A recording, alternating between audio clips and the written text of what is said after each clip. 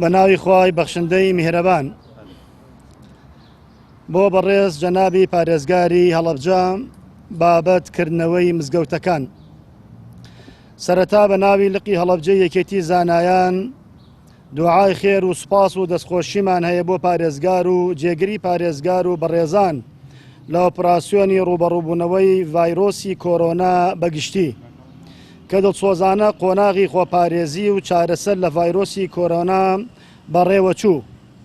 بەڕێز جەنابی پارێزگار، سوپاس بۆ خوای گەورە کە هەرێمی کوردستان و پارێزگاکەمان تا ئاستێکی زۆر پارێزراو بوون لە بڵاوبوونەوەی نەخۆشیەکە، ئەمەش پاش ڕەحمی خوا بۆ جێبەجێکردنی ڕێکارەکانی خۆپارێزی دەگەڕێتەوە کە زانایان هاوشانی کارمەندانی تەندروستی و هێزەکانی ناوخۆ و لایەنە پەیوەندیدارەکان بەگشتی ڕۆڵێکی سەرەکیان بینی لە وشیارکردنەوەی خەڵک بۆ پابەندبوون و خۆپارێزی تا داخستنی مزگەوتەکان.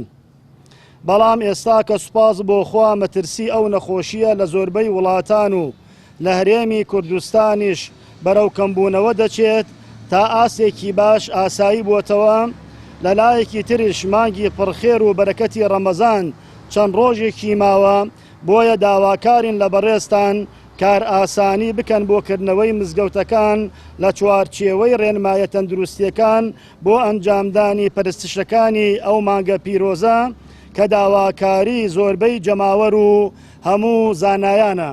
خوای گەورە پشتیوان و پارێزەری هەمووان بێت. لقی هەڵەبجە یەکێتی زانایان 21 چواری 2020.